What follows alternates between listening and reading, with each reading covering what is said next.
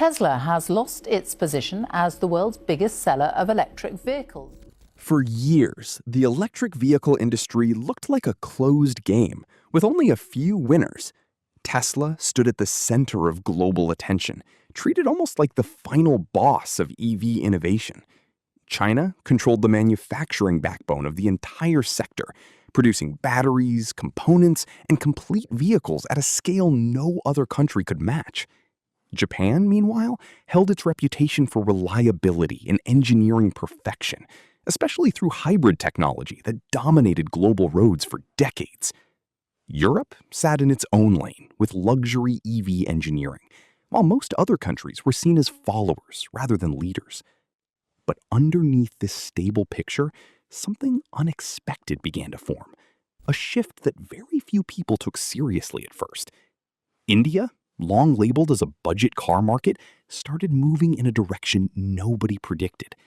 At first, it looked insignificant. Small EV models, limited adoption, early experiments. But the real story was not what India had already done. It was what it was quietly building in the background. India is not just a large country. It is one of the most rapidly expanding consumer markets in the world. And that alone changes everything for global automakers. With a population approaching 1.5 billion people, the scale is difficult to comprehend. But the real power is not just the number itself. It is what that number represents. A massive wave of future car buyers who have not even entered the market yet. Car ownership in India remains relatively low compared to other major economies. That means millions of families are still on their first vehicle journey.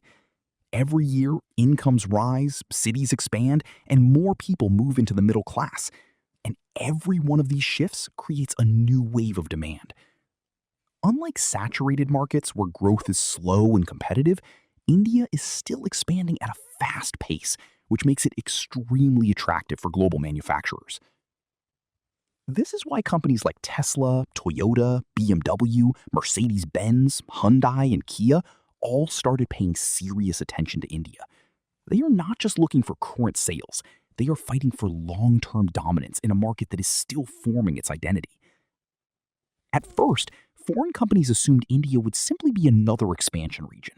But what they underestimated was that India was not just opening its doors to global EV brands, it was building its own competitors inside those doors. And once that internal competition started growing, the entire global strategy around India began. Mahindra was never supposed to be a major EV story. For decades, it built its reputation on rugged, durable vehicles designed for harsh conditions. SUVs like the Scorpio, Bolero, and Thar were built for strength, not futuristic technology.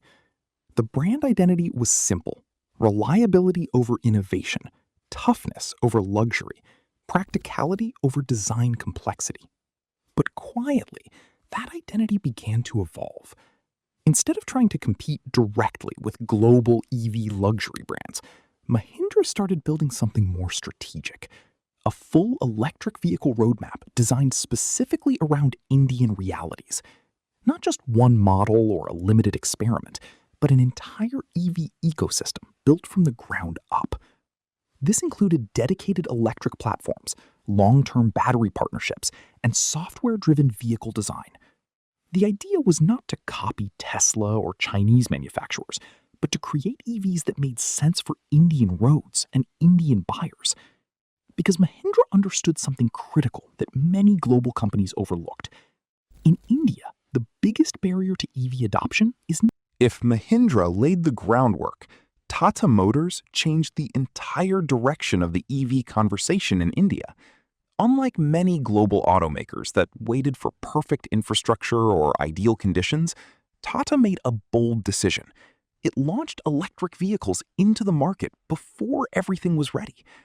Models like the Nexon EV, Tiago EV, Punch EV, and Tigor EV did something important. They turned electric mobility from a future concept into a present reality. These were not experimental machines. They were everyday vehicles designed for school runs, office commutes, traffic-heavy cities, and long-term family use. But Tata's real advantage was not just the cars themselves. It was the ecosystem built around them. Charging infrastructure began expanding. Service networks adapted. Local manufacturing reduced costs. Software updates improved usability. Suddenly, owning an EV was no longer a complicated process. It became something normal, predictable, and accessible. This changed public perception completely. The question was no longer. For years, China stood at the center of the global EV revolution. It controlled the supply chains, dominated battery production, and built massive manufacturing ecosystems that powered brands like BYD and others. China did not just participate in the EV market, it defined its global structure. India, for a long time, relied heavily on this system. Many early EV components and technologies came from Chinese supply chains. In some cases, entire vehicles or key systems were imported. This created a clear imbalance. China built and exported, while India consumed and assembled. But that dynamic is now shifting. India is no longer just importing the future. It is trying to build its own version of it, and the approach is very different. China focused on speed, scale, and rapid global expansion. India is focusing on affordability, trust, and long-term usability. This difference matters more than it appears, because while Chinese EVs excel in production efficiency, they often raise concerns in some markets about long-term service, spare parts availability, and ecosystem stability. India is trying to solve those exact concerns. Japan built its global automotive reputation on precision, reliability, and long-term engineering excellence. Companies like Toyota, Honda, Suzuki, and Nissan became symbols of dependable transportation worldwide. Their dominance was not based on hype, but on decades of consistent performance. However, Japan's strength also shaped its caution. While the world moved aggressively toward full electric vehicles, Japan focused heavily on hybrids and alternative approaches like hydrogen. The belief was simple: full EV adoption is not the only path forward. India took a different route. Instead of balancing multiple technologies, it committed strongly to electric mobility. Policy support, manufacturing incentives, and domestic innovation all pushed the industry in one direction. EVs were not treated as an experiment, but as a national transition. This created a surprising contrast. Japan, the longtime leader in automotive reliability, appeared more cautious. India, once seen as a follower market, moved more aggressively. And in the EV space, speed of adaptation matters more than legacy reputation. As Indian companies began launching EVs at scale and infrastructure started growing, the balance of perception began to shift. Japan was no longer just the benchmark. It was now watching another country define a new direction in mobility. And while this East Asian comparison was unfolding, the biggest India's EV market is no longer something global companies can treat as secondary. It has become a strategic priority. Tesla, after years of negotiation and speculation, is finally moving toward local manufacturing. This is not just about selling cars in India. It is about building within India, because that is the only way to access the full potential of the market. VinFast, a newer EV player from Vietnam, has also entered aggressively, setting up production plans and targeting India's fast-growing demand for affordable electric vehicles. At the same time, established luxury brands like BMW and Mercedes-Benz are reshaping their strategies, planning multiple EV launches and treating India as a key growth region. The shift is clear. India is no longer a side market. It is a core battleground. And every company entering this space faces the same challenge, competing not just with each other, but with strong domestic players who already understand the market better than anyone else does. This creates a unique situation.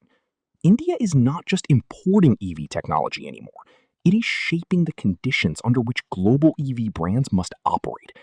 And at the center of this transformation lies one simple but powerful advantage that changes everything. The most powerful force in India's EV market is not technology. It is affordability.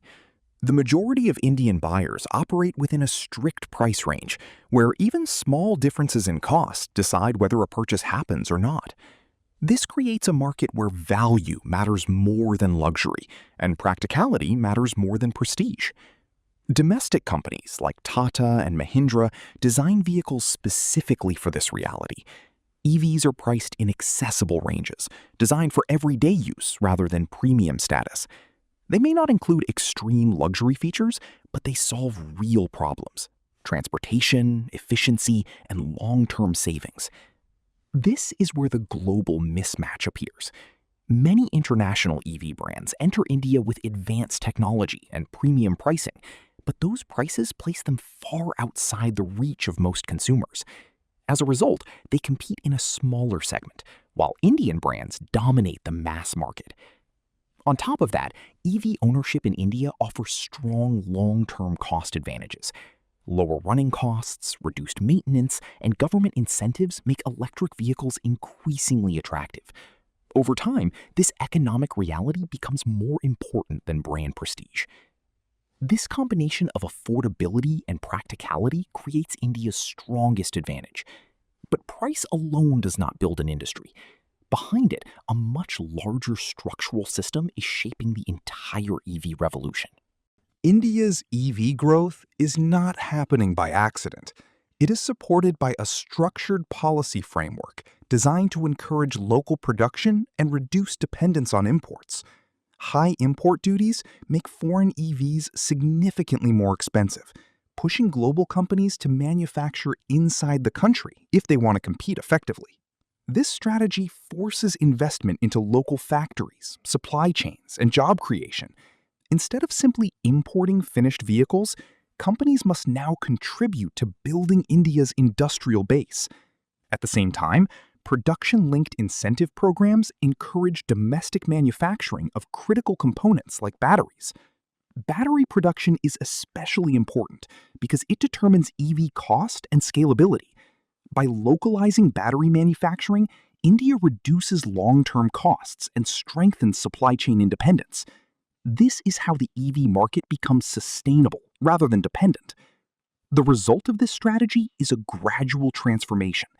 India is no longer just a consumer of global automotive technology. It is becoming a production hub in its own right. And that shift is what sets the stage for a completely different global balance in the future. India's rise in the electric vehicle industry is not a sudden event. It is the result of population scale, market expansion, government strategy, and domestic innovation all aligning at the same time. Global giants like China, Japan, Tesla, and European automakers are no longer operating in a predictable hierarchy. China still leads in production. Japan still leads in reliability. Tesla still leads in branding. But India is building something different, a system built on affordability, scale, and accessibility. And in a market where millions of new buyers enter every year, that combination becomes extremely powerful. The real question now is not whether India will participate in the EV future. The question is how much of that future India will help define.